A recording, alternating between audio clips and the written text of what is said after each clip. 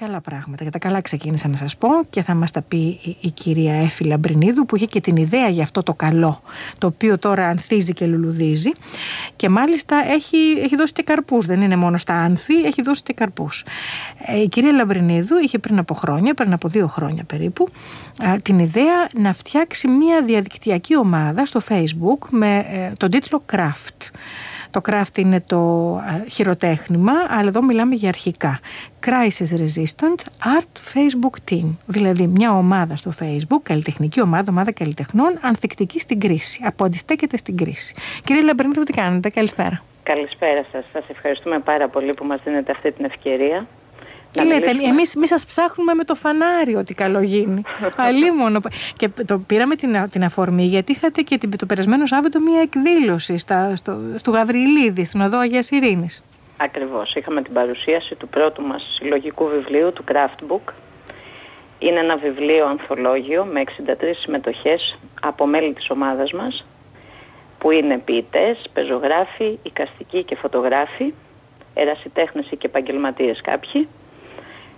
Και φτιάξαμε αυτό το βιβλίο με τη βοήθεια του Σάμι του Γαβριλίδη, που δέχτηκε αμέσως να στηρίξει την προσπάθειά μας. Ο εκδότης των εκδόσεων Γαβριλίδη. Ναι. Ακριβώς.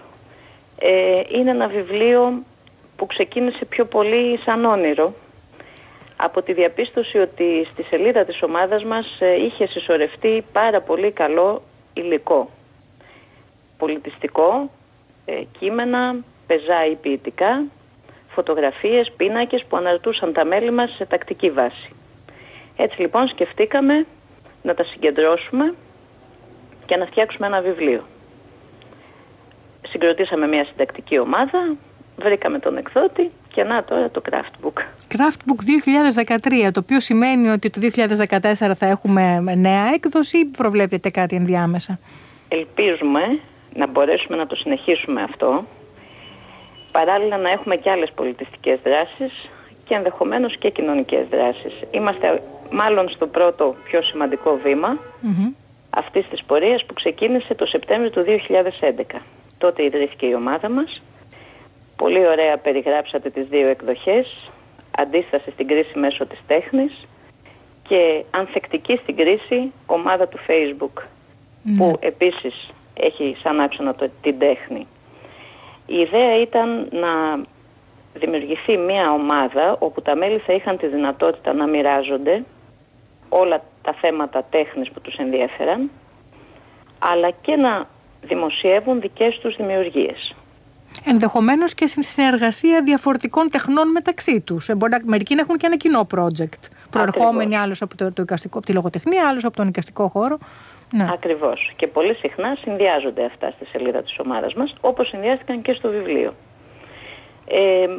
Μόλις είδαμε ότι το υλικό αυτό ήταν αξιόλογο και πλούσιο σε ποσότητα, σκεφτήκαμε ότι θα ήταν κρίμα να μην εκδοθεί ένα βιβλίο. Και έτσι το προχωρήσαμε. Λίγο σαν αστείο, λίγο με μεγάλο πάθος από την άλλη μεριά. Με μεγάλο πάθος και πολλή δουλειά από τα μέλη της ομάδας.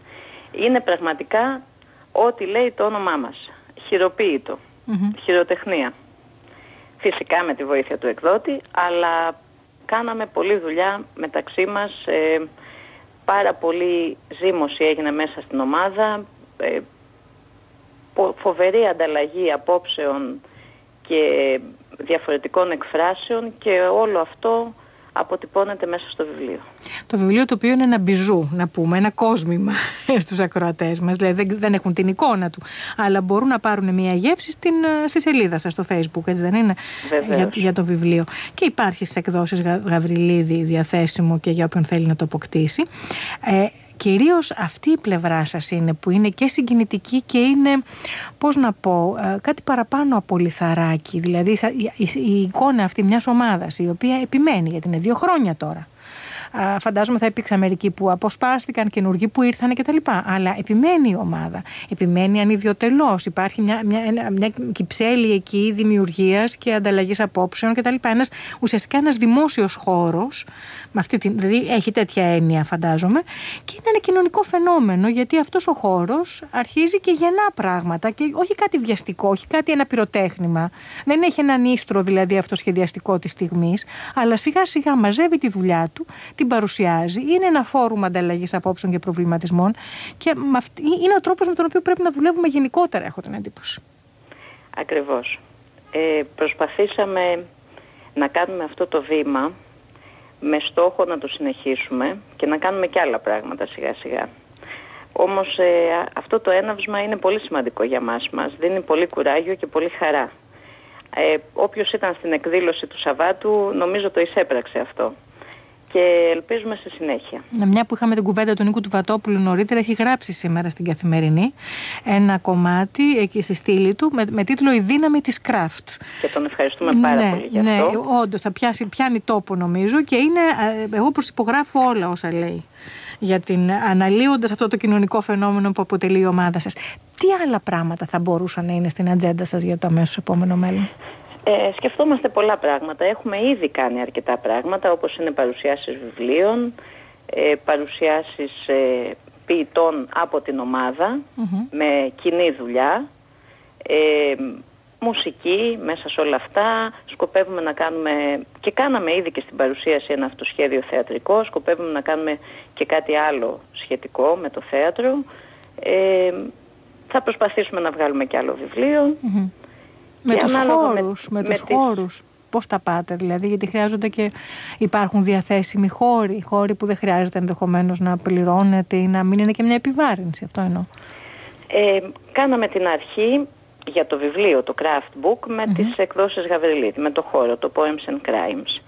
Μας έχει βοηθήσει κατά καιρούς σε παρουσιάσεις των ποιητών μας, των ποιητών της ομάδας, και η κυρία Τούλα Μπαρνασά από το χώρο Αίτιον, που βρίσκεται κοντά στο μετρό Ακρόπολης, και σκοπεύουμε να προσπαθήσουμε να βρούμε και άλλους χώρους σιγά σιγά.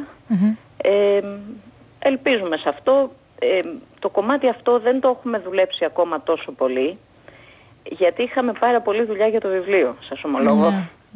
Δεν θέλει. Τώρα όμως που υπάρχει το θέμα της παρουσίασης, της συνέχειας, και θα έρθει σιγά σιγά και το φθινόπωρο, που είναι μια δημιουργική εποχή μετά την καλοκαιρινή ραστόνη, πιστεύω ότι θα το προχωρήσουμε πολύ καλά. Γιατί είστε και κάμποση για να μαζεύεστε, δηλαδή χρειάζεστε ένα χώρο τώρα για να αποκτήσετε δικό σας χώρο, είναι μεγαλύτερο το σχέδιο, πιο μεγάλο επίβολο, αλλά χρειάζεται ένα χώρο και για να μαζεύετε και για να μαζεύεστε, για να δουλεύετε κτλ. Γι' αυτό το λέω, βάζω το θέμα του χώρου δηλαδή. Πιστεύουμε ότι μετά από αυτό το καλό ξεκίνημα που κάνουμε τώρα με το Craft Book, και με τη μικρή προϊστορία που έχουμε με τις άλλες εκδηλώσεις που σας είπα πριν, θα μπορέσουμε να βρούμε και άλλους χώρους. Έχουμε πολύ δημιουργικούς ανθρώπους στην ομάδα που ασχολούνται με πολλές μορφές τέχνης. Είναι πολύ δραστήριοι και πιστεύω ότι με τη βοήθειά τους, γιατί είμαστε ομάδα, αυτό είναι που πρεσβεύουμε πάνω απ' όλα.